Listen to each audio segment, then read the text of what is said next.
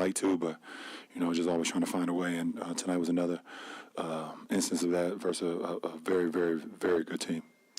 LeBron, did you guys as a group have to kind of reset mentally going into overtime after the swing of Schroeder hitting the shot and then Conley getting fouled? Oh, yeah, of course. And what was said or what was done to get? No, I mean we discussed it on the bench. The play was between me and AD. We discussed it on the bench, and then we move forward. I mean, because we still got 5 more minutes to play. So that's how we started overtime. I mean, we outscored them in OT 10-4. So we was able to recalibrate, get our game back, and then go on. I think we scored the first 5 points of overtime, and it was good for us. Obviously, it wasn't the prettiest of games. Do you think there's anything to glean about how this could reflect what you look like in the first round, or is it separate? And can you turn the page going into the Memphis? I mean, well, this was definitely a playoff game, playoff atmosphere, playoff intensity. The refs allowed us to play. It felt like the playoffs, so it's good to get into the playoff feel of the game.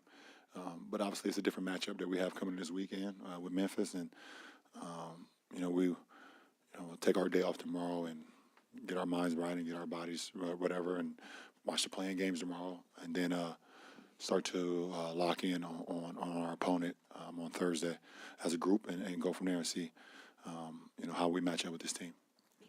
LeBron, there was a moment in the overtime where you were bent over, and Dennis came over, I think, rubbing you on the head. I don't know if you like it touching your hair or not, but there was also, then AD came over. Was that a moment where all of you guys, just giving all you had, and you had it just to collect yourself?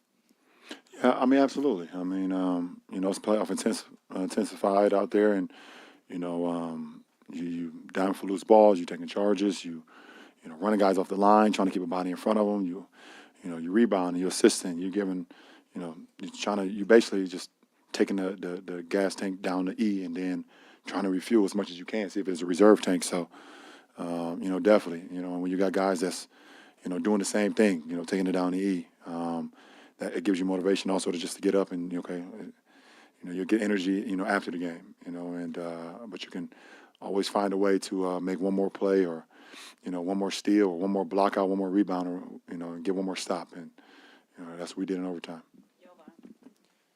LeBron, I know you said you're going to lock into things more on Thursday, but what are your early thoughts on the matchup with Memphis and just kind of? Really good team, very well coached, very well balanced. Obviously, the head of the snake is John Morant, but another all-star in Jaren Jackson, who was up there, won a Defensive Player of the Year. His ability to block shots, but offensively, he's very dynamic as well.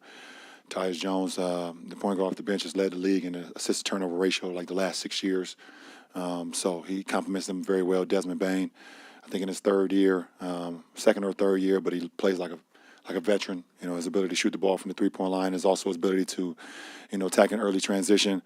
Dylan Brooks, an opportunity to go out there and you can't disrespect him because he makes shots, and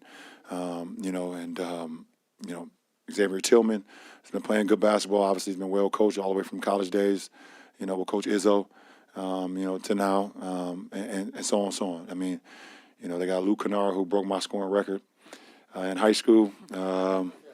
He passed me in high school, and it's the reason why, because he's a laser from the three-point line. His ability to shoot the ball, is uncanny.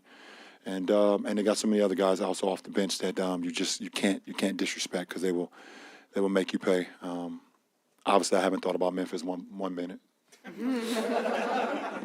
Last 3, we'll go Malika, then we'll go Kurt, and then we'll end with Tim Parker. LeBron, you said that really you just wanted a chance, right, a shot at getting to where you are now. But we've yet to see in, the third official year of the play-in, a team who was in the play-in go and really make noise in a first-round series. Do you think that's just a matter of seeding? Is that a matter of something getting taken out of those teams in the play-in? How do you kind of look at that, and how can you do that differently this year? I mean, I don't know. Obviously, I'm never been a big fan of the play-in. I said that when it first started. I'm still not a big fan of it, but it is what it is, and we took care of business, and we advanced. But I think with our ball club, it's all about. We're still a relatively young group put together since the break. but over the last few years, there's always been availability for our ball club and how we can be on the floor and how we can continue to get that game experience on the floor. So over the last few weeks since I've been back, or the last couple weeks since I've been back, we had an opportunity. We had a couple guys out. Diaz missed the last 2 games. D'Lo missed a couple games, but for the most part, we've been relatively healthy, and that helps. It helps, but we see what happens. In this first round series, and we go from there. LeBron, you talked about not being a fan of the play-in. You're down 15, and then all of a sudden you guys make that run. This could have got away. You could be playing Friday. Can you speak what happened in that short window where you guys got right back into it? Yeah, I mean, I'm not a big fan of it. We could have been playing Friday if we don't win tonight, or if it was how it was before, we would be the 7th seed and we don't have to worry about it. So we're already in the playoffs. But like I said, it is what it is. I mean, I think it's been good for the fans, I believe. I think that's what it was about. The fans and the fans definitely, they support us, and we wouldn't be who we are as players without those guys and their support. So, but we are a scrappy team, and listen, at the end of the day, it's a 48-minute game, and you have to, no matter where you up or down or whatever in the third quarter. I think we were down 53-68 at one point. Like you said, we was down 15, and we know we're one of the best defensive teams in the league. So that's what we hang our hats. And in order for us to get back into the games, we got to hang our hats on what we're great at, and that's on the defensive side, and we did that.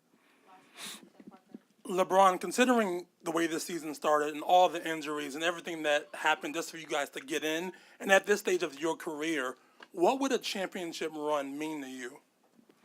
I mean, that's the only reason I play still, is to try to put myself in a position to make championship runs and give teammates that have never been a part of a championship run something they haven't experienced before. So, it has not changed for me over the last, I would say, since about 2006, 7.